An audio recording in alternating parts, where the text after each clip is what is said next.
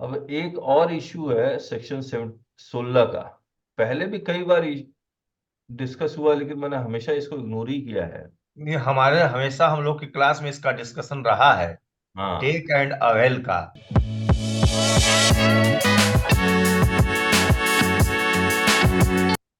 तो टेक का मतलब, अविनाश पोदार जी ये कह रहे हैं कि taken in the books of accounts. जो हम लोगों ने एक उस दिन जो निर्णय लिया था यहाँ पे हाँ कि 16/4 को हमको चैलेंज नहीं करना और कैसे वर्क करना है, हाँ हाँ। उसमें तो मुहर लग गई। हाँ, उस पे मुहर लग गई एनुअल रिटर्न से पहले। लेकिन एनुअल अब रिटर्न से पहले, और अपने अपने अपने ग्रुप में कौन एक सदस्य था जो उसका वो उसको कह रहा था कि नहीं होगा, ये है वो है। नहीं, उसको छोड़ दीजिए। लेकिन मुझे एक बात बताइए, एक इंटरप्रिटेशन तो ये निकला कि अगर 3B एनुअल रिटर्न से पहले फाइल हुआ है तो 16/4 अट्रैक्ट नहीं होगा।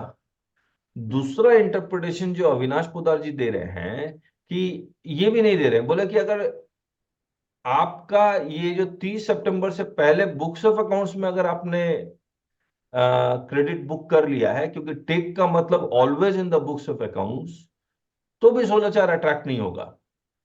अब सर, अगर ये इंटरप्रिटेशन है टेक इनपुट टैक्स क्रेडिट मतलब बुक्स ऑफ अकाउंट्स, ये लिखा हुआ कहां से, ये सोर्स इसका क्या है? हाँ, ये क्वेश्चन है, यही मैं कहने वाला हूँ। इसका सोर्स क्या है? यही तो मैं भी जानना चाह रहा हूँ। किसी को कोई आइडिया? कोर्ट तो ऐसे नहीं मानेगा। और मुझे सोर्स कहीं नजर नहीं आ रहा है। या सेक्शन 35 को देखिए, कहीं कुछ है नहीं ना। ना ना। सर इससे रिलेटेड एक आर्ग्यूमेंट मैंने पढ़ा था क्या? कि सर जो वो आइशर मोटर वाला केस हुआ था जिसके अंदर अगर पेमेंट पहले कर दी तो भी अलाउ किया था बिना इंटरेस्ट के, कैश लेजर के अंदर पेमेंट पहले कर दी और रिटर्न फाइल बाद में हुई थी, वो वाला जो केस हुआ था आइशर मोटर का। अच्छा, मुझे एक चीज याद आ गई। उन्होंने एक भारतीय एयरटेल का भी जजमेंट का निर्णय हाँ लिया। हाँ, वो मैंने पूरा भारतीय एयरटेल का जजमेंट पढ़ा। उसमें हम्म। भी कहीं नजर नहीं आया मेरे को। एक पैरा नंबर कौन सा 39 था? सर वो आस्था इंटरप्राइजेस का जिक्र क्यों कर रहे थे बार बार? 16 सी। आस्था इंटरप्राइजेस क्या था? उसी में वो चल रहा था जो वीडियो, उसमें वो बिहार में हुआ था जिसमें है आस्था ना इंटरप्राइजेज का जिक्र वो कर रहे थे क्योंकि उसमें उन्होंने चैलेंज ही नहीं किया ना उसको। वकील, हाँ वकील ने हाँ, उठाया ही नहीं और जब जिस। तक आप उठाएंगे नहीं तब तक आपको कोर्ट कुछ देगा नहीं। ठीक बात है। वो ये कह रहे थे कि जो आंध्र प्रदेश और कौन से उसमें ये टेक वाला। बिहार बिहार में। हाँ, पटना में, यस। हम्म।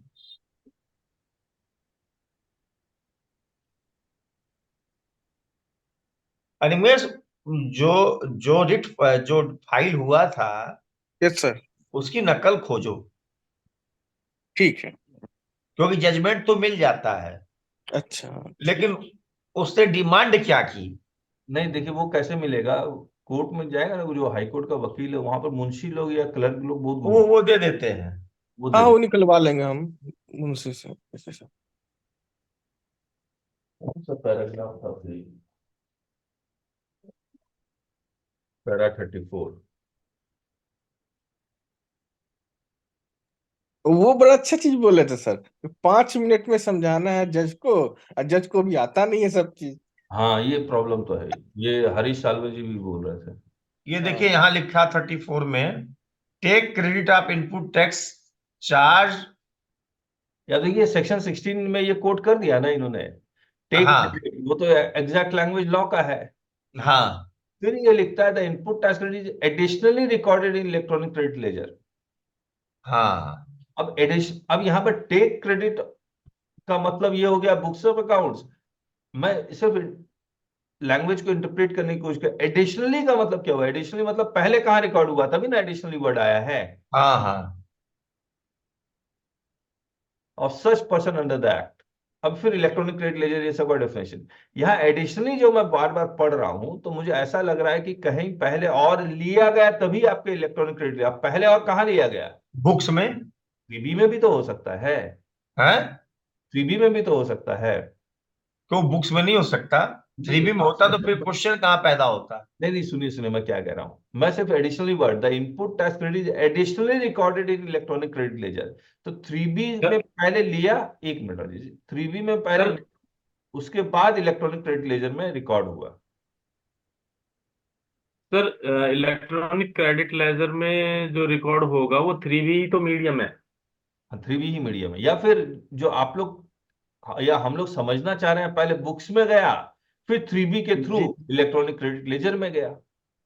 जी जी, ये है, बस मेरे अकॉर्डिंग यही करेक्ट इंटरप्रिटेशन है सर। लेकिन महेश जी, प्रॉब्लम ये है कि करेक्ट और इनकरेक्ट तो सोर्स से ही पता लगेगा, ये कोई ना कोई थोड़ा पुराना और नीचे आइए सर। सर पुराना नीचे आइए, उन्होंने 49 को कोट किया है। एक मिनट यहीं देखिए, सेक्शन 49 46 क्या लिख रहा है।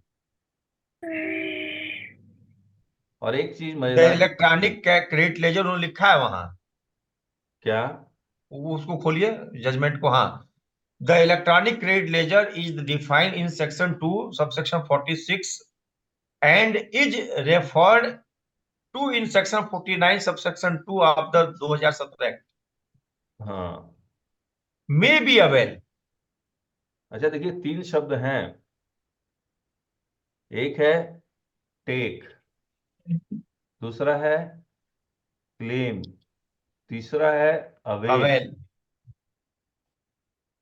अगर हम क्रोनोलॉजी के हिसाब से इसको स्टडी करें तो हाँ, पहले कैसे चल रहा है टेक, अच्छा, फिर कैसे चल रहा अवेल, क्लेम, फिर क्या चल रहा है avail.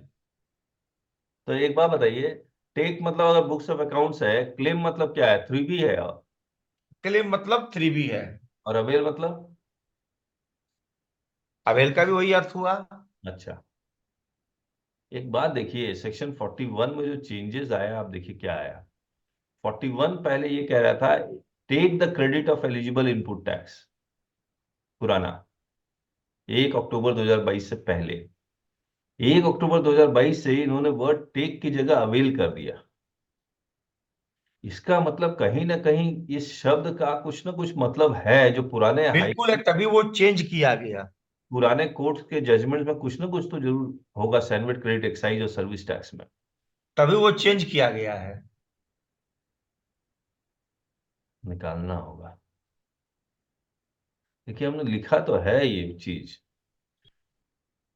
Take has been substituted with claim to align with section 16 of GST law. हमको लग रहा है जो टेक वाला जो शब्द इसलिए चेंज किए सर, हाँ, क्योंकि उस समय GSTR 3 का कॉन्सेप्ट था और बनता कैसे था उस शब्द को उन्होंने लिखा था। मुझे पता है क्या लग रहा है कि अगर हाँ, आप लोग एनुअल रिटर्न से अगर पहले अगर रिटर्न फाइल हुआ है 3B, तो ऐसे वो ज्यादा स्ट्रॉन्ग ग्राउंड है उस जो बुक्स ऑफ अकाउंट्स वाला। देखिए, ये सब हमने बनाया तो है, लेकिन पता नहीं कितना स्टैंड करेगा, कितना स्टैंड नहीं करेगा। क्या कहते हैं आप लोग, टेक टेक का कोई सोर्स मिल जाए ना, तो हम लोग के लिए बहुत आसान हो जाएगा। सर सेक्शन 16(2) हमने तो टेक कर लिया। नहीं नहीं, सोर्स बताइए रविनारायण जी, टेक का मतलब बुक्स ऑफ अकाउंट्स में लेते हैं, इसका सोर्स क्या है? हाँ, बुक्स ऑफ अकाउंट में। सोर्स क्या है, कहाँ से आ रहा तो है मैं ये? एक चीज चाहता था अपन लोग, हाँ, सर सोर्स ये है कि वो मेरे 2A में आ रहा है या टू नहीं बी नहीं में नहीं आ नहीं, रहा है। ओहो, टेक का मतलब बुक्स ऑफ अकाउंट्स में ले, कोई हाई कोर्ट का जजमेंट या सुप्रीम कोर्ट का कोई जजमेंट है? सर मैं एक चीज हाँ देखें अपन एक, सर हाँ, आयशा मोटर वाला केस लो खोलेंगे आप? कहाँ है वो? मेरे पास है, सर आयशा मोटर वाला, ये वाला। हाँ हाँ हाँ हाँ। सर ये वाला केस लो खोलो। यस। सर इसका पैराग्राफ नंबर 39। इतना बड़ा जजमेंट है ये? हाँ sir.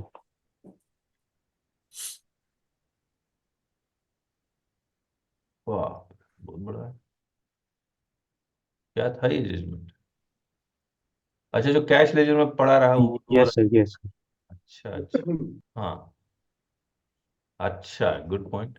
Before the introduction of electronic cash ledger and electronic credit laser, A registered person used to maintain a physical ledger and the same has now been converted into electronic form of cash or credit ledgers. Ultimately, the assessees or registered person who have been maintaining these ledgers would quantify their tax liability for the relevant month and to ensure as to whether the said tax liability has been paid to the government or not, and to determine the eligibility for refund if any, etc. Only for the said limited purpose, the electronic cash ledger and electronic credit ledger have been maintained, and it is not that the tax liability would be discharged only on the date when 3B has been filed, but it is ultimate proof oblique account for discharge of tax liability. The said discharge of tax liability will happen on different date, which is prior to the filing of 3B monthly return. In terms of this, whenever the GST payment is remitted to the क्या मतलब निकल रहा है इससे प्रतीक? Sir इससे ये चीज जब पेमेंट के लिए कंसिडर कर रहे हैं तो आईटीसी के लिए भी कंसिडर की जानी चाहिए कि अगर आईटीसी लिया हुआ सिर्फ तब नहीं मानेंगे जब इलेक्ट्रॉनिक क्रेडिट लेजर के अंदर आया, ओके वो तो सिर्फ एक अल्टीमेट प्रूफ हो जाएगा। अगर ये इस तरह से सोच रहा था सर मैं इसे। ठीक है, ठीक है। और बाकी लोग का क्या ओपिनियन है? वैसे इस प्रतीक की बात में तो एक लॉजिक तो बनता है सर। हम्म। अगर हम 39 को अगर पढ़ते हैं हम्म। तो एक लॉजिक तो बनता है, लेकिन लिखा जरूर कहीं ना कहीं होगा। हाँ, टेक का मतलब ये जो फिजिकल रजिस्टर का मतलब, फिजिकल रजिस्टर में हमने जो पुराना सिस्टम था, नहीं तो वो सेक्शन 41 में टेक को अवेल क्यों करते? ये भी एक बहुत बड़ा इंपॉर्टेंट पॉइंट है। अगर टेक का मतलब ही अवेल है, टेक का मतलब ही अवेल या क्लेम है, तो वो चेंज नहीं करता है सेक्शन 41 में। सर एक बार जो है, जो पुराना जो लॉ था इसका 38, 37, 39 का, जनवर्ट रूल्स निकाल ले क्या? तो एक बार उसको देखिए। वहां मतलब आपको ये शब्द मेरे ख्याल से मिल जाएगा कि टेक मीन्स बुक्स है। पता नहीं क्यों मुझे ऐसा ही लग रहा है। यही तो लॉ मेकर ने यही सोच के लिखा है, टैक्स मतलब बुक से। सर लेकिन हाँ हाँ, वो तो गूगल कीजिए ना एंड एंड और का तो सर। जजमेंट आ गया, ये टेक या भेल का जजमेंट देखना पड़ेगा। टेक वर्सेस क्लेम का गूगल कीजिए ना, take versus claim. Take versus avail, not claim, sorry avail.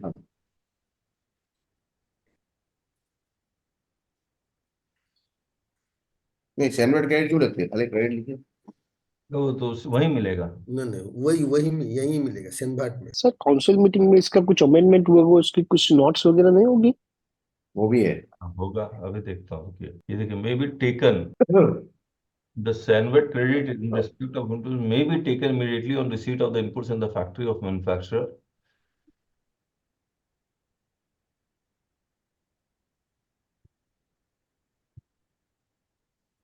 Taken बहुत जगह है। अच्छा, अवेल देख लेते हैं।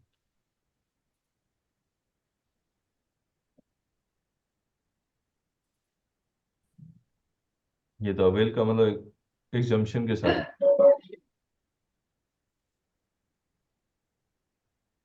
क्लेम।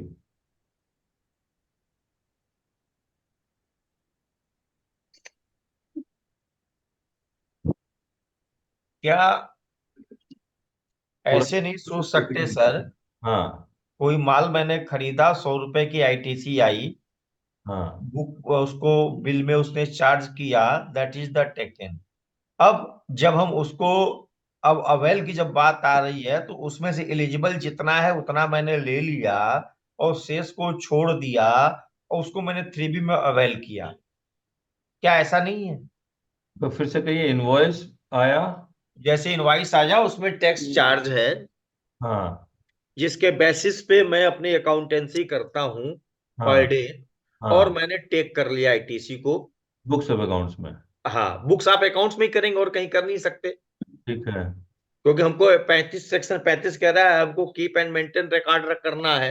हाँ रूल हाँ 56 के अनुसार वो मैं कर रहा हूं। हाँ हाँ अब उसमें से जरूरी नहीं है कि अवेल कैसे करूंगा। अब अवेल मैं करूंगा कि मेरे 2A में 2B में या जो पहले जो सिस्टम था उसमें जितना आया वो मैंने यूज कर लिया, 3B में अवेल कर लिया। 3B में अवेल कर लिया। या क्लेम, दोनों शब्द एक ही है। दोनों शब्द मैं कह रहा हूं, हाँ मैं ये कह रहा हूं नहीं अवेल किया, अभी क्लेम नहीं कह रहा हूं, ठीक, अवेल किया।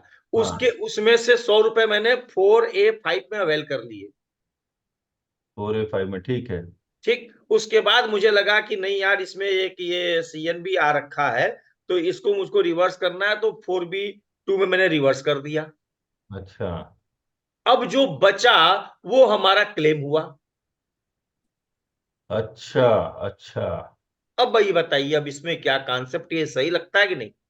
हाँ लग रहा है। Take, avail, reverse. प्रतीक से पूछिए, प्रतीक से, प्रतीक। महीन चीजों का मास्टर है वो। हम्म। कहिए प्रतीक। जितेंद्र सोनी कहाँ गए? दीजिए अपना ओपिनियन दीजिए। सर एक कोई केस लो सर, मैं पढ़ रहा था पहले, उसके अंदर से उन्होंने अवेल और क्लेम के बीच में डिस्टिंक्शन एस्टैब्लिश किया था। क्या? इन दो बीच, टेक के बीच में तो नहीं किया था, अवेल और क्लेम में किया था। सर मैं देख रहा हूँ वो जजमेंट अच्छा कौन सा अच्छा। था, ओके ओके। मैं बताता हूँ आपको। हाँ सर, मुझे तो लगता है कि ये जो एक वर्ड है वो मतलब इलेक्ट्रॉनिक क्रेडिट लेजर के लिए वर्ड यूज किया गया है, क्योंकि अच्छा बुक्स ऑफ अकाउंट्स में क्रेडिट लेने के लिए टेक वर्ड मुझे प्रॉपर नहीं लगता। उसमें तो हम बुक ही बोलते हैं, बुक या बुक। अभी तो ऐसा लगता है जैसे ये टेक वर्ड जबरदस्ती घुसाया गया है इसमें। गलती से आ गया है मुझे लगता है। Take otherwise word. इंटेंशन कहीं की लॉ की ऐसी लगती नहीं है कि वो बुक्स ऑफ अकाउंट्स के लिए के बारे में बोल रहा है। हाँ, इसका कभी भी इरादा नहीं था टेक वर्ड लिखने के लिए। वो तो पुराना लॉ से वो कॉपी पेस्ट कर कुछ कर रहे हो तो टेक आ गया। यस। क्वेश्चन यहाँ पे ये है सर। नहीं, एक एक मिनट, लेकिन सोनी जी, एक चीज ये भी है, जो शब्द यूज किया गया है उसी शब्द को मतलब जब लॉ पास हो गया तो ये जज भी मानेगा कि ये वही शब्द आना चाहिए था जो शब्द आया गया है। ये भी एक करेक्ट इंटरप्रिटेशन है ना। Correct correct correct. पर हम टेक शब्द, टेक जो वर्ड है वो इलेक्ट्रॉनिक क्रेडिट लेजर के लिए भी ले सकते हैं। जैसे अभी हमने यहाँ पे बुक्स ऑफ अकाउंट्स के लिए जैसे टेक वर्ड को हमने लिया है, तो वो हम्म। इलेक्ट्रॉनिक क्रेडिट लेजर के लिए क्यों नहीं ले सकते? जरूरी नहीं है कि अवेल्ड और क्लेम वर्ड है तो टेक वर्ड ना ले हम। ठीक है राजेश जी। क्वेश्चन मेरा ये है सर, हम्म रूल 56 ये कहता है कि हमको रिकॉर्ड मेंटेन करने हैं। हम्म। और मेंटेन कैसे होते हैं? पर डे बेसिस पे होते हैं। अकाउंटिंग स्टैंडर्ड पॉलिसी यही कहती है, प्रिंसिपल। अच्छा। तो मैं जो भी बिल मुझे आएगा मैं उसे रिकॉर्ड करूंगा। हम्म। तो ITC का लेजर वहां भी है, इनपुट पेएबल और पेड दोनों चीजें हैं वहां पर, और वो भी है, ITC का एक लेजर है। हम्म। तो मैं रिकॉर्ड कहाँ करूंगा? तो मैं टेक ही तो करूंगा। ठीक है। अच्छा, जितने भी अकाउंटिंग में है, जो लोग भी अकाउंट्स कर रहे हैं, उनसे पूछना चाह रहा हूँ, ये टेक का मतलब क्या लग रहा है? अकाउंट्स लग रहा है या नहीं लग रहा है? सर टेक का मतलब यहाँ पे अकाउंट्स ही है, बट लॉ मेकर की इंटेंशन टेक लेने की नहीं थी, तो उन्होंने कॉपी पेस्ट किया है, टेक वर्ड आ गया। लेकिन अभी जैसे हमने देखा, जो सेनवेट की लैंग्वेज थी वहां पे टेक था, वो टेक वही रिप्रेजेंट कर रहा है कि बुक्स ऑफ अकाउंट। ठीक है। तभी तो उन्होंने चेंज करके अवेल किया है बाद में। अच्छा। अमित। जी सर। नहीं नहीं, अमित वर्मा, अमित सर वर्मा। ये जो सेनवेट क्रेडिट रूल 2004 था, हाँ हाँ। बेसिकली इसमें जो क्रेडिट लेते थे वो क्रेडिट लेने के लिए सेनवेट में अलग से रजिस्टर प्रिस्क्राइब था, हम्म RG23A करके, पार्ट 2 करके। हम्म वहां पे क्रेडिट लेते थे और उसके बाद उसका यूटिलाइजेशन होता था, हम्म। Taken and utilise. तो वो वर्ड सेनवेट वहां से उठ के आ रहा था। और रही बात अगर अभी GST एरा में, तो हम्म। बुक्स ऑफ अकाउंट में जो हम लेते हैं दैट इज टेक, लेकिन अवेल करना ना करना इलेक्ट्रॉनिक क्रेडिट लेजर में ये हमारे ऊपर डिपेंड करता है। अच्छा, ठीक है। अमित वर्मा, हाँ, ये बात बताइए, टेक सिंपल का मतलब सिंपल। क्या बुक्स ऑफ अकाउंट्स में ही लेना होता है क्या, कि कुछ और? नहीं, मेरे हिसाब से तो बुक्स एंड अकाउंट्स में ही लेने को टेक बोलेंगे। अच्छा, कहाँ से ये आ रहा है, ये सोर्स? सोर्स ऑफ इंफॉर्मेशन क्या है? सोर्स तो मतलब जनरली ऐसे कहते हैं, क्योंकि कोई चीज क्लेम करना, अवेल करना, ये तो टैक्स का फिर लैंग्वेज हो जाता है। तो अकाउंटिंग स्टैंडर्ड में टेक वर्ड हम्म। धड़ल्ले से यूज किया हुआ है, वैसे तो टेक वर्ड तो जनरली नहीं यूज करते हैं। फिर कौन सा language? Book, books of account में हमेशा बुकिंग होती है। लेकिन ये लैंग्वेज तो मैंने बहुत पढ़ा है, taken in books of accounts, taken in books of accounts, availed in books of accounts कभी नहीं पढ़ा। नहीं क्लेम, नहीं, अवेल अवेल क्लेम ये तो टैक्स का लैंग्वेज। नहीं नहीं सर, टेकन टेकन में तो सब बोले बराबर बोले, उसके लिए है। हाँ अवेल बोले तो लाभ, लाभ मतलब किसी का लाभ लेना, हाँ, एडवांटेज, एडवांटेज। तो एडवांटेज तभी ले पाएंगे जब आप बुक्स में जाए, लेजर में क्लेम करेंगे तब। ये शब्द भी बहुत यूज किया, claimed in books of accounts, ये शब्द भी बहुत सर नहीं, सर ये हम गलत है। सर हम एंटर सेक्शन 16(2) एंटाइटलमेंट को देखेंगे तो ये क्लियर हो जाए। सर हाँ अभी आप 16(4) पढ़े तो उसमें हाँ, लिखा है a registered person shall not be entitled to take input वही tax credit in respect of वही एनी। एंटाइटल्ड को मेरी बात डिस्क्राइब कर देंगे तो हो जाएगा ये सारा काम। हाँ मैं बताइए। ऐसा कह रहा हूँ, और registered person shall not be entitled to take input tax credit in respect of any invoice और debit note for supply of goods और सर्विस और both after so and so period.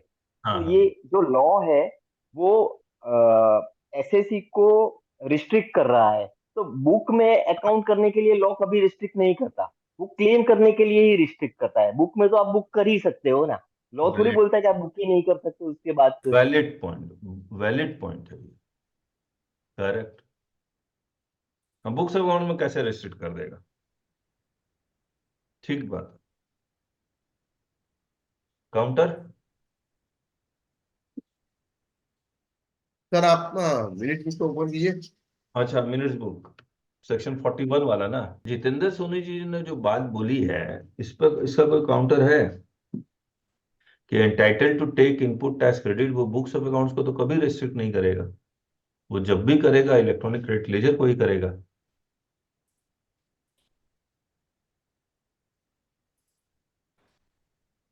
ये 43rd का है।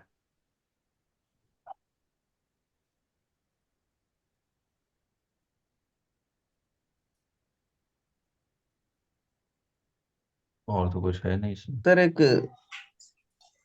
पेज है PDF, उसमें page number 71 थोड़ा देखिए तो। इसमें कुछ नहीं। सिंपल मीनिंग भी देखते हैं ना एंटाइटल का, हाँ जी, मतलब simple meaning of entitle mean अधिकार, हक। हक आपको तभी मिलती एंटाइटल में है। 16 सबसेक्शन 2 देख लीजिए एंटाइटलमेंट का। हाँ मतलब वो उसको हक सारे के देता है। सारे इधर क्लियर हो जाएगा, वो सारे के सारे क्लियर हो देखिए जाएंगे। मैं आपको अवेल, बताता हूँ, टेक, सब। मैं आपको बताता हूँ, हमने हमेशा ये कहा है कि बुक्स ऑफ अकाउंट्स में क्रेडिट क्लेम किया नहीं किया उससे कोई फर्क नहीं पड़ता, अगर 3B में आपके पास है तब वो क्रेडिट मिलेगा, क्योंकि सेक्शन 16 सबसेक्शन 2 में बुक्स ऑफ अकाउंट्स के बारे में कहीं कुछ नहीं कहा है।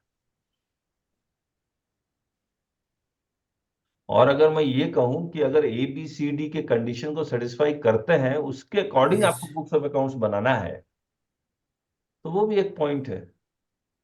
ये ऐसा नहीं यस, है कि उसके जो आप अकाउंट से। बुक्स ऑफ अकाउंट्स बनाएंगे उसके अकॉर्डिंग आपका 3B बनेगा, ये तो है ही नहीं। सर 16 में तो नहीं कहा गया है ये अकाउंट मेंटेन करने के लिए, लेकिन सेक्शन 35 में तो कहा है कि आपको आईटीसी और ये इनपुट आउटपुट का दोनों का मेंटेन करना है। हाँ मेंटेन करना, बट एज पर सेक्शन 16, सब as per section 16, not beyond section 16। Ravindra Narayan ji क्या कहना चाह रहे हैं, बताइए इसको, ये कैसे इंटरप्रेट करें? सर ये कौन सा सेक्शन 16(2) टैक्स इनवॉइस होना है, हम्म माल मिलना है, हम्म ठीक है। हम्म टैक्स पेयर ने सप्लायर ने टैक्स पेमेंट किया होना है, हम्म और उसको 2B में 2A 2B में 2B में आना है। ठीक अगर है। सप्लायर ने टैक्स पेड नहीं किया हम्म तो I am not entitled, correct, ये ठीक है, कंडीशन। ठीक है। अगर टैक्स पेयर ने टैक्स पेड कर दिया हम्म मैंने I am entitled, oh I have taken. बाकी रह गया अवेल करने का, और टेकन तो मेरा तो आ गया ना। वो avail is a procedural lapse, मैं नहीं कर पाया, वो तो पहले से मेरे है, तो कहाँ डिनाई कर रहे हैं? ये तो लिख देते हैं, no longer liable to take credit further this period से। वो ये शब्द क्यों उन लोग का नॉट क्या है कि अवेल, वो तो आगे हम नहीं सकते, नहीं लिया तो हम आगे नहीं ले सकते हैं, ऐसे लिख देते तो लॉ में करने, वो तो लिखा है नहीं ऐसे। और किसी का कोई टेक? राजेश जी। हाँ, कौन क्या कह रहा था? एक पीडीएफ सर भेजे हैं, उसमें पेज नंबर 71 थोड़ा देखिए तो क्या लिखा हुआ है कहाँ भेजिए? ग्रुप में। कोई व्हाट्सएप? फाइल प्रतीक जी ने भी शेयर किया सर चैट में। चेक प्रतीक, ये करते क्या हैं है? सर ये इसके अंदर जो पेटिशनर है सर, उसने एक क्लेम और अवेल के अंदर डिस्टिंक्शन दिया है। एक कोर्ट ने ऐसे डिस्कस तो नहीं किया उसके ऊपर, लेकिन पेटिशनर ने क्या लिखा वो पढ़ सकते हैं। टैग क्यों भेज दिया आपने सरफराज जी? उसमें सर थोड़ा पेज नंबर 71 खोलिए तो उसमें क्या लिखा हुआ है। अवेल का मतलब एडवांटेज है सर, एडवांटेज लेना है। टीवीएल केविन, ये केस तो हमारे पास भी है, देखते हैं। यही तो है टीवीएल केविन ना। Credit can be claimed even after the expiry of 16/4। कौन सा पैराग्राफ? सर इसके अंदर एक सेकंड सर, एक पैराग्राफ 3 के अंदर हाँ, यस सर, ये यहाँ पे क्लेम और अवेल के अंदर ये डिस्टिंक्शन बोल रहा more the filing of 3B is to avail the ITC and not for claiming the same. तो GSTR 2 को बोल रहे हैं claim. Since the filing of 3B is not meant for claim of ITC, the further contention of the petition is that the sales made to the petitioner and the tax collected from the petitioner were duly reported by other end of the could not claim the same since 2 is not notified. Hence, the petitioner has accounted the purchases and credited the tax payment made through tax invoice, claimed ITC in the books of accounts. ये यहाँ claim लिखा हुआ है। Take और claim एक शब्द है। In the accounts and avail the same to 3B through filed physically. Avail, avail advantage लेना है, ये तो क्लेम कर लिया उसका एडवांटेज। क्लेम बोलो दावा, हाँ, हाँ क्लेम तो दावा। दावा ओके। तो take equal to claim, yes sir, avail लाभ, लाभ, advantage. Advantage. Taken in books of account, claim in the books of accounts, claim depreciation, ये सब तो अकाउंटिंग शब्द है। तो दोबारा पढ़ लेते हैं इसको। नहीं सर, ये टेक और claim in respect of books ही आएगा। The contention of the petitioner is that he had also explained the fact that the claim of ITC is described under Rule 60. Rule 60 में claim है। Rule या section में? अच्छा, वो section है। हम्म। अच्छा, सेक्शन देखते हैं। है। नहीं, रूल ही है सर वो। सॉरी सॉरी सॉरी, रूल है, रूल। अरे रूल है, फिर रूल देख लेते हैं। रूल 60। अच्छा, सर मेरा सर जो ओपिनियन है वो फ्रेश एंटाइटलमेंट नहीं हो सकता। इसमें तो है ही नहीं क्लेम शब्द। सर उसी जजमेंट के पैरा 8 के अंदर उन्होंने पुराने वाला रूल कोट किया है, एक बार वो देख सकते हैं।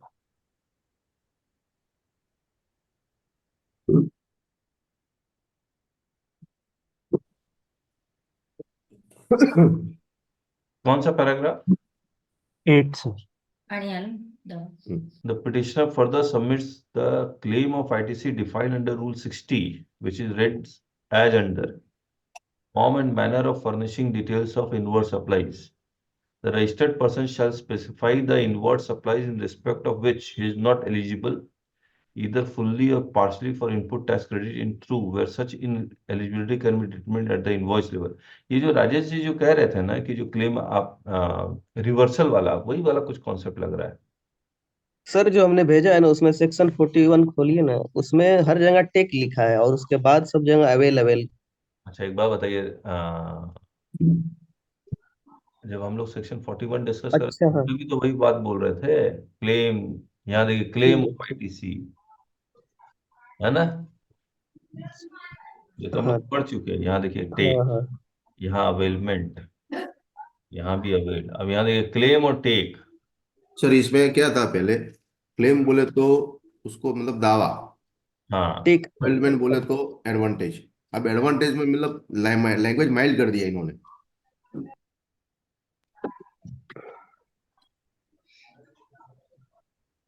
एक बात है, सर दावा इसका तो मतलब दावा तो सर आप कब करते हैं सर? हम्म जब दावा तो यानी क्लेम आप तब कर पाते हैं जब आपके पास इंटाइटलमेंट हो। जैसे आपके पास माल आ गया, अधिकार, आपके अधिकार पास हो। बिल आ गया, हाँ, हम्म अधिकार हो। तो अब आप दावा करने का अधिकार हो गए, क्लेम करने का अधिकार हो। ठीक। हम्म। अब उसको जब हम रिकॉर्ड करेंगे तो क्या करेंगे? टेक करेंगे भाई, तभी तो हम उसको रिकॉर्ड करेंगे ना बुक्स में। टेक टेक करने से तो रिकॉर्ड होगा ना। मेरा मतलब है वो अवेल का मतलब ये लोग फ्रेश एंटाइटलमेंट रेस्ट्रिक्शन लगा है, फ्रेश एंटाइटलमेंट। मतलब इस यानी कि entitled to advantage of credit when so and so further conditions has laid down।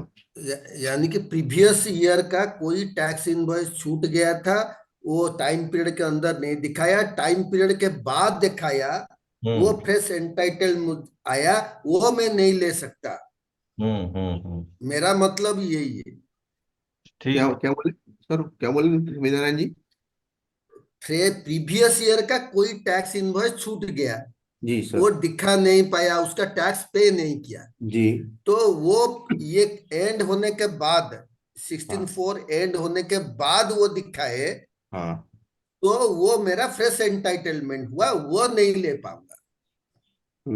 अब लेकिन उस केस जो में अगर मेरा किसी का सस्पेंड कर दिया होगा या फिर कैंसिल कर दिया होगा, फिर बाद में उसको रिवोक करने के बाद उसने सब जीएसटी 1 वो फाइल तो किया होगा, तो उसका वो बारे तो में भी वो हाँ इंटरनल नहीं वही बनेगा, इंटरनल नहीं बनेगा, इंटरनल नहीं बनेगा उसका, नहीं होगा क्योंकि सर। आपने टू बी मैच करा के उसको मना कर दिया। हाँ, तो वहां तो एंटरटेनमेंट है, उसका अधिकार तो है ही रिसिपियन का।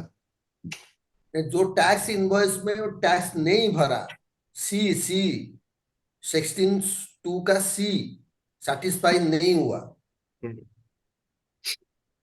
अच्छा ये पुष्पेश जी बताइए आपका। ये थोड़ा कैसे नहीं है उन बने रखूं बच्चे। सर बक्सेटी बोल रहा हूँ। हाँ हाँ मैं थोड़ा बोलूँ सर? हाँ हाँ बख्शी जी बोलिए। बेसिक पे जाता हूँ सर। सेल्स का जो एंट्री करते हैं ना अपन, हाँ हाँ तो इनवॉइस से करते हैं, वो अकाउंटिंग में आता है। वो आप कहाँ, सोर्स का बोल रहे थे ना सर? वो कहाँ आता है? अकाउंटिंग में अपन बुक्स में एंट्री करते हैं ना। ठीक ठीक ठीक। सोर्स का बोल रहा हूँ सर मैं। हाँ हाँ सोर्स अपने को अगर जनरेट करने का है तो सेल्स का एंट्री अपन इनवॉइस से करते हैं, परचेस का भी एंट्री परचेस इनवॉइस से करते हैं। ठीक है। तो अकाउंटिंग के लिए बेसिक वही है, आपका जो सोर्स बोल रहे हैं ना सर, उसके लिए। नहीं नहीं, सोर्स का मतलब मैं ये जानना चाह रहा हूँ किसी हाई कोर्ट ने इसको इंटरप्रेट किया या नहीं किया, मैं वो सोर्स जानना चाह रहा हूँ। Okay okay okay okay okay. क्योंकि अकाउंटिंग स्टैंडर्ड के हिसाब से ना, जो सेल्स का एंट्री करते हैं या परचेस का एंट्री करते हैं, बुक्स में लेते हैं, that is the source. Mummy है छानो पुष्पेश जी ये बनना है। पुष्पेश जी जी सर, बताइए आप। मुझे लगता है सर इसके बुक्स ऑफ अकाउंट के अंदर जो टेकन जो है यहाँ पे बुक्स ऑफ अकाउंट से ही सर। हाँ पुष्पेश जी आप बोलिए। सर मेरा कहना ये है कि मुझे भी लगता है सर कि जो टेकन है ये बुक्स ऑफ अकाउंट से ही रिलेटेड है, कि बुक्स ऑफ अकाउंट के अंदर आना चाहिए। हाँ नहीं, और जो जितेंद्र सोनी जी ने कहा कि वहां पर टेकन जो शब्द आया है, entitle to take books of accounts को वो रिस्ट्रिक्ट नहीं कर सकता, तो हाँ। टेकन का मतलब फिर बुक्स ऑफ अकाउंट्स नहीं आना चाहिए। अकाउंट्स में अपन टेकन तो पूरा 100 रुपीज करेंगे, उसमें जो नॉन बिजनेस से रिलेटेड है, एग्जाम से रिलेटेड है, वो हटा के बाकी अवेल करेंगे। तो इसका मतलब तो बुक्स ऑफ अकाउंट से हो रहा ना सर। देखिए एक चीज हम लोग को समझना होगा, क्योंकि वीक ग्राउंड लेके कोर्ट में जाकर कोई फायदा नहीं है।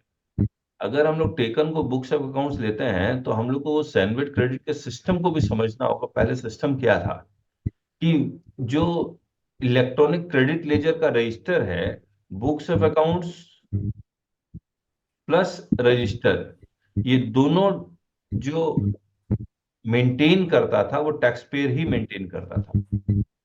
तो वहां पर वो टेकन वर्ड समझ में भी आ रहा है। लेकिन जीएसटी आने के बाद ये जो रजिस्टर है वो अब जीएसटी पोर्टल में चला गया। जब जीएसटी पोर्टल में ये चला गया और tax payer books of accounts में चला गया, तो tax payer books of accounts में कुछ भी रिकॉर्ड कर सकता है। उसको 16(4) के साथ इक्वेट करना या बुक्स ऑफ अकाउंट्स का टेकन को बुक्स ऑफ अकाउंट्स के साथ इक्वेट करना, मुझे लगता है कि ये थोड़ा सा वीक ग्राउंड हो सकता है। तो सर फिर सेक्शन 41 को अमेंडमेंट करने की क्या जरूरत थी? हाँ, ये एक पॉइंट है कि सेक्शन 41 में जहां पर ऊपर में हेडिंग में क्लेम लिखा हुआ है, नीचे टेक लिखा हुआ है, ये सब जो वर्ड्स यूज किए गए हैं वो उनका इंटेंशन वो नहीं था, इसीलिए इसको बाद सर में ये जब अमेंड हुआ होगा तो काउंसिल मीटिंग में उसका आया होगा ना, वो चेक किया, नहीं काउंसिल मिला। मीटिंग में अप्रूव क्या आया होगा ना। नहीं मिला, उसका डिस्कशन ही नहीं मिला। टेक अवेल ये सब का कोई डिस्कशन नहीं मिला। सर उनको भी लगा होगा ना सर, इसका मिस इंटरप्रिटेशन हो सकता है। यस, यस, मिस सर मुझे एक इंटरप्रिटेशन, बात आपने सही कहा, बताइए। मिस इंटरप्रिटेशन हो सकता है, उनको लगा होगा तभी किया। सर मैं मान लिया तभी उन्होंने किया, लेकिन बिना डिस्कशन के, बिना जीएसटी काउंसिल के अप्रूवल के बदल कैसे सकते हैं? नहीं, देखिए एक चीज मैं आपको बता दूं, एक्ट को बदलने के लिए जीएसटी काउंसिल का रिकमेंडेशन की जरूरत नहीं है। ठीक है, हम कह रहे हैं ये तो एक्ट का वर्ड है ना। हाँ, ये एक्ट का वर्ड है। तो एक्ट के वर्ड में आप बदलाव कर रहे हैं ना। हाँ, तो बदलाव कर रहे हैं तो कहीं तो उसकी टेबल लाएंगे ना। कहीं तो उसकी टेबल लाएंगे ना, मीटिंग में लाएंगे ना उस चीज को। जरूरी नहीं है। मैं तो ऐसा फिर कर बदल कैसे देंगे? मैं फिर से बोल रहा हूँ, एक्ट को बदलने के लिए जीएसटी काउंसिल की मीटिंग की आवश्यकता नहीं है। मैं उस चीज को मान रहा हूँ। हाँ, मैं ये कह रहा हूँ तो ऐसा थोड़ी है कि आप चुपचाप कोई शब्द बदल देंगे। नहीं जरूरी नहीं है, लेकिन अगर बदलता है तो आप उसको काउंटर मीटिंग में नहीं आए ये आप बोल नहीं पाएंगे ना। सर हमको एक बात बताइए, एक्ट में कोई चीज लिखी हुई है तो हाँ, उसको अगर आप चेंज कर रहे हैं तो पार्लियामेंट में या कहीं तो कभी तो जाएगा वो। हाँ, पार्लियामेंट में गया है। नहीं नहीं, हाँ पार्लियामेंट से ही तो पास हुआ है। नहीं, पार्लियामेंट से अगर पास हो गया तो कुछ तो उसमें रीजनिंग लिखे होंगे, क्यों मैं यस, रख रहा हूँ इसको बदलने वो के लिए। वो रीजनिंग के लिए हमें लॉ कमेटी जो बनाई गई है ना, हाँ, ये पेपर चाहिए जो अवेलेबल कहाँ है। वो तो आरटीआई लगाना पड़ेगा फिर। फिटमेंट कमेटी, नहीं, law committee, fitment law committee committee. Rate decide करता है। एक लगा दीजिए, हाँ, ये अलग बात है। एक लगा दीजिए, कम से कम 30 दिन के अंदर आ तो जाएगी। तो आरटीआई में ये देते हैं क्या लॉ कमेटी का? लेकिन कहीं ना कहीं तो मिलना तो चाहिए ना। वो तो sir internal purpose reference document होगा मेरे हिसाब से, वो नहीं नहीं नहीं मिलेगा नहीं, आरटीआई को। डेमोक्रेसी में कोई रेफरेंस मटेरियल नहीं है, सब कुछ आपका है, पब्लिक डॉक्यूमेंट। सिर्फ कुछ चीजों आदित्य को से रोक तो लगाई गई है वहां, अगर वो मतलब फोर्स से संबंधित हो, आदित्य इंटेंट से में कार संबंधित हो, बहादुर था देश वो की कौन था सुरक्षा से उसका? खतरा हो तो नहीं प्रेस्क्राइब करेंगे, बाकी सब दे देंगे। सर अभी तो ये ऐसा हो गया कि 41 के चेंज से पहले कोर्ट में कैसे इंटरप्रिटेशन होता है उस पर डिपेंड करेगा। जैसे 16(4) में कुछ केस में फेवर में आया है, कुछ केस में अगेंस्ट आया है। नहीं, एक ही केस में फेवर में आया है, जो जीएसटीआर 2 वाला जो हमने अभी पढ़ा, ग्रामीण वाले में। नहीं सर, उसमें सर क्या कॉन्स्टिट्यूशन को वैलिडेट नहीं किया इसलिए फेवर में आया। अब इस केस में रिप्रेजेंट कैसे होते हैं उस पर डिपेंड करेगा। 41 से पहले अगर कोर्ट को ये प्रूव हो जाए भाई टेकन बुक्स ऑफ अकाउंट्स है तो मे बी अलाउड। नहीं, हम लोग का उससे अच्छा ग्राउंड है। हम लोग का उससे अच्छा ग्राउंड है कि एनुअल रिटर्न से पहले 3B फाइल है, वो बेस्ट ग्राउंड मैं आपको बता रहा हूँ। ये जो बुक्स ऑफ अकाउंट्स वाला जो सिस्टम है वो आप बोल सकते हैं, मान लीजिए जैसे ये हमने टेबल बनाया मार्च 2020 यानी कि 19-20 का है, duet of filing of 3B जो है 29 अक्टूबर 2020 है, यानी कि वो 20 अक्टूबर के बाद है। लेकिन कोई एनुअल चीज रिटर्न से अगर पहले है। कोई चीज अगर एक्ट में लिखी नहीं हो, हाँ, मैं जीएसटीआर 3B की बात कह रहा हूँ, 17-18 में एक्ट नहीं था 3B का, ठीक, 17-18 में टेम्पोररी नहीं आई, थी। ठीक। और अगर मैं उसमें कोई आईटीसी दर्ज कर देता हूँ, नोट कर देता हूँ, तो क्या वो टेक की परिभाषा में उसी को तो नहीं ले रहे कहीं वो क्या क्या फिर से अविनाशी? कहिए, फिर से कहिए। जैसे जो लॉ आया उसमें GSTR 3 उन्होंने लिखा था, हाँ ठीक, कहा था कि आप ऐसे ऐसे करोगे, फिर उन्होंने टेम्पररी बेस पे 3B लाए हाँ हाँ हाँ। पहले 2 महीने के लिए, हम्म। ठीक। तो उसमें अगर जो आईटीसी मैंने दर्ज करी, हम्म। क्या उसी को तो वो टेक नहीं कह रहे? नहीं, उन्होंने तो साफ कहा है कि टेक का मतलब बुक्स ऑफ अकाउंट्स। अच्छा, एक तो बार बुक्स ऑफ अकाउंट से ही तो आया उसमें, आखिर 3B में आया कैसे, मैं यही कह रहा हूँ। सर हाँ व्हेन यू ठीक है, रीड द कंप्लीट वही राजेश वही जी, लिखा भी है, आप कंप्लीट देखिए ना, ये जो कंप्लीट सर टेबल कंप्लीट हमने रीडिंग बनाया करते है। हैं, हाँ जी रजी बोलिए। कंप्लीट रीडिंग करते हैं ना, तो यही सब सब उसको क्रोनोलॉजिकली और इसको सिस्टम में देखना पड़ता है। पहले टेक ही आएगा जो अकाउंट में जाएगा। टेक के लिए उसके लिए मतलब इनवॉइस होना चाहिए, सब कुछ उसके पास रिसिप्ट होना चाहिए। फिर आपको उसका बेनिफिट लेना है, उसका बेनिफिट लेना है, तो आप क्लेम करके उसका एडवांटेज लेंगे, अवेल करेंगे, क्लेम करेंगे 3B में, उसका एडवांटेज लेंगे, फिर बाद में आपको क्रेडिट मिलेगा। ठीक है, मैं एक बार है ना पाटिल जी से, संतोष पाटिल जी से पूछना चाह रहा हूँ, उन्होंने काफी काम किया 16/4 पे। संतोष जी, संतोष पाटिल जी, आप हैं? गोवा वाले? हाँ, संतोष पाटिल सर जी। हम लोग जितना जा रहे हैं ना डीप में, वो तो हाँ कोई नहीं गया होगा। हाँ, ठीक बात है। जो जो अपील उपिल फाइल कर रहे हैं मद्रास हाई कोर्ट के वकील सब, वो सब तो गए ही होंगे ऑब्वियसली। अपील तो सर ज्यादातर डेट के हिसाब से ही फाइल हो जाती है, 16/4 को देखते रखते हैं। संतोष पाटिल जी नहीं है। कोई अच्छे एडवोकेट से पूछना पड़ेगा। लेकिन हम लोग जो इंटरप्रिटेशन कर रहे हैं ना एनुअल हाँ रिटर्न वाला, वो बेस्ट है, मैं आपको बता रहा हूँ। हाँ, वो तो है ही ना सर, बिफोर एड। तो लेकिन उसका लास्ट डेट कब था 16/4 का? हमने इंटरप्रेट किया ना, 16/4 का लास्ट डेट एनुअल रिटर्न वाला होना चाहिए। हम्म। चलिए, एक और मैं डिस्कस करना चाह रहा था, CRC Sir, in that case, if it is not mandated to file annual return, then it becomes unlimited. नहीं नहीं, they have not written date of filing of annual return, they have written due date of filing of annual return. Okay. ठीक है, Okay, sir. 16/4 का मैं reply बनाता हूँ, देखता हूँ क्या बनता है। ठीक है, और किसी का कोई क्वेरी? संतोष पाटिल जी से बात करने का मन था, कहाँ गए? संतोष पाटिल जी नमस्ते। सर मेरा एक क्वेरी था, तीरथ प्रजापति बोल रहे हैं। हाँ तीरथ जी बोलिए। सर बोले थे अगर कोई नया रजिस्ट्रेशन लेता है, हाँ उसके पास 20-30 लाख रुपए का स्टॉक पड़ा हुआ है पुराना, हाँ, तो उसका क्या करेगा फिर? उसके ऊपर तो उसको जीएसटी एक्स्ट्रा लग जाएगा।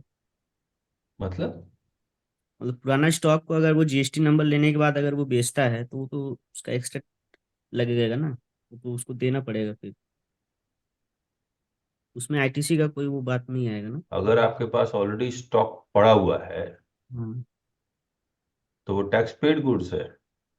हाँ सर, रजिस्टर्ड पार्टी से खरीदे थे, लेकिन मेरे पास जीएसटी नंबर लिया हुआ नहीं था, अभी नया जीएसटी लिए। अच्छा, जैसे कंपोजिशन से सर रेगुलर को ट्रैवल करेंगे, अनरजिस्टर्ड से रजिस्टर्ड को ट्रैवल करेंगे, तो उनके पास तो गुड्स होगा ही। कंपोजिशन से अगर रेगुलर में करते हैं तो फिर तो वो एक फॉर्म है, वो तो भर के हम लोग क्लेम कर सकते हैं। एक लेकिन लॉ तो अगर था, is subject to such condition as may be prescribed. A person who has applied for registration within 30 days from the date on which he becomes liable to registration and has been granted such registration shall be entitled to take credit of ITC in respect of inputs held in stock and inputs containing semi-finished or finished goods held in stock on the day immediately preceding the date from which he becomes liable to pay tax under the provisions of this act. इसमें लिख तो रहा है। तो वो कैसे लेगा sir? वो ये तो ले उसको सकते हैं, उसका फॉर्म होता है ITC 02 होगा, सेक्शन 18 में लिखा हुआ है। अच्छा अच्छा, सर लेकिन ये कंपलसरी रजिस्ट्रेशन में होगा ना, वॉलंटरी वाले में तो नहीं होगा? हाँ कोई में ले सकते हो, आपके पास पड़ा है ना स्टॉक तो।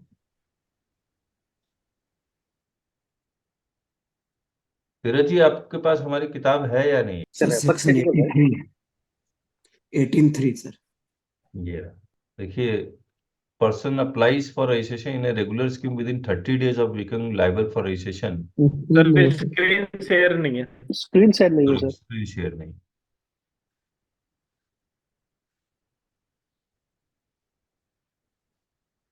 देखिए, person applies for registration in a regular scheme within 30 days of becoming liable for registration. Inputs का आप क्रेडिट ले सकते हैं, कैपिटल गुड्स और इनपुट सर्विसेज का नहीं ले सकते। रूल 40 ITC 01 ये फॉर्म है। ये है to claim credit, inward supply should have been acquired from registered person. A person becomes liable to pay tax on first and has granted registration for 15 August, such person is eligible for input 15 अगस्त की जगह 16 कर देते हैं। Such person is eligible for ITC on inputs held on stock up to July. Please note that these inputs are required before it becomes such.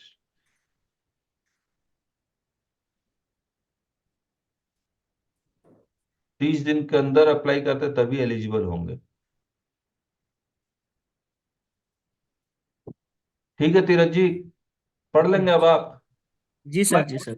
Sir, is one question will come here. Now, when this is not appearing in 2B, how we can take? Earlier, नहीं 2B तो was उसके not there. No उसके लिए तो ITC 01 form है ना। Bill से claim हो जाएगा ना, बिल अगर है। हाँ, बिल में भी आपका नंबर तो नहीं आया होगा, जीएसटी नंबर। नहीं, जीएसटी नंबर आने के 30 डेज के अंदर। नहीं ऐसा नहीं। नहीं जो आपने परचेज इनवॉइस किया है तो मुझे लगता है ITC 01 ये सब पूरे कंडीशन को, वो जो आप बोल रहे हैं अरविंद जी, वो सब Yeah. उसको पढ़ेंगे तो मुझे लगता है कि उसमें लिखा होगा। ओके। ITC 01 फॉर्म निकालेंगे ना तो मुझे लगता है कि ये सारा कुछ ये तो वॉलेंट्री अगर रजिस्ट्रेशन लेते हैं तो भी अप्लाई होगा ना। में भी अप्लाई होना चाहिए, लेकिन राजेश जी तो कुछ और ही कर रहे हैं। नहीं सर, वॉलंटरी में नहीं होगा सर वो। वॉलंटरी में नहीं होगा। हाँ, क्योंकि अपन नहीं तो ये थ्रेशोल्ड वाला करके बोलेंगे तभी होगा। हाँ, ये टिक करना है। तो ये देखिए, GSTN ऑन इनवॉइस नंबर, देखिए पूरी इनवॉइस की वो डिटेल ले रहा है। Input sailed in stock, yes, पूरे इनवॉइस की डिटेल ले रहा है। और 2 लाख से ऊपर का क्रेडिट है तो ये चार्टर्ड अकाउंटेंट या कॉस्ट अकाउंटेंट का ये भी मांग रहा है। चलिए सर, बक्सेटी बोल रहा हूँ। हाँ, एक इंस्टीट्यूट का बुक मिला है जीएसटी अकाउंट के ऊपर, हाँ, वो आपको मेल पे भेज दिया है। उसमें टेक और उसका कुछ तो मिलेगा सर अपने को, बाद में देख लेते हैं अपन। एक मिनट। हाँ, और सर वो थोड़ा मेरा इनकम टैक्स का केसेस के बारे में डिस्कस करने का है ना। अच्छा, हाँ। वो भी अपने हिसाब से करने। संतोष जी इनकम टैक्स का केस डिस्कस करना चाह रहे हैं, जो उन्होंने 3 केस तीनों जीता है इन्होंने, सबसे पहले मुबारकबाद। तो ये जो आने वाला सैटरडे है उसमें रख सकते हैं हम लोग? हाँ चलेगा ना सर, चलेगा। 16 तारीख 16 मार्च। हाँ चलेगा सर, चलेगा। ठीक है। हाँ सर। बाकी मेंबर्स बता दीजिए प्लीज। Yes sir. डन। छोटा केस है, लेकिन मैं जीता हूँ तो थोड़ा शेयर कर लेते हैं। हाँ। ताकि मोटिवेट भी हो जाए सब लोग।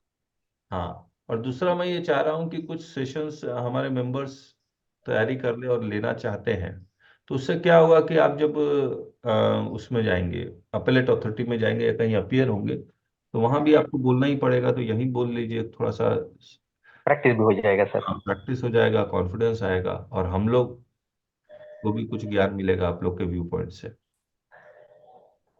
ठीक है। हाँ सर।